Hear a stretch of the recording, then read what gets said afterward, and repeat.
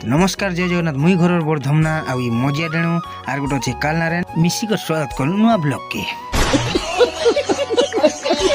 तो नरेश मुई बाहरी जेसु गुंगी माके टाटा करी करी तीन बापू जीवार थी काम करी बोली करी बापा लोग पहुंच जेसु रत्ना बसी करी डकै थी चन बेले ब्रिज लगे हेलीकॉप्टर रखी करी भरी देसु उनान टॉप गियर लगे करी बाबा पायलट बने देसु मके अधा रास्ता रखी करी पहुंचे देसु स्टोन माइंस के धीरे सुस्ते करी डार बार थी पत्थर क्रॉसन नहीं करी पत्थर लोड करवा के लागी जेसु हेलीकॉप्टर के लगे करी अनलोड करवा के पोलासु लोड पुरे करी फाइनली पहुंचु क्रॉसर रैम के नहीं करी आ घाटी ने चका जंत सरलु थी कथा जो थी सॉरी बैक पैक करी कर तथापि माल देसी खाली करी आपा का परा डेंजरियस खिलाड़ी साजी करी भाटे धान गाड़ी फसती सी घाटी ने चौक परी करी बेल डाक्सन बापा के एंता काम ने तार फर्स्ट टाइम नहीं थी बोली करी तार परे पगना लागी बाहरी जेसु नरेश मुई करी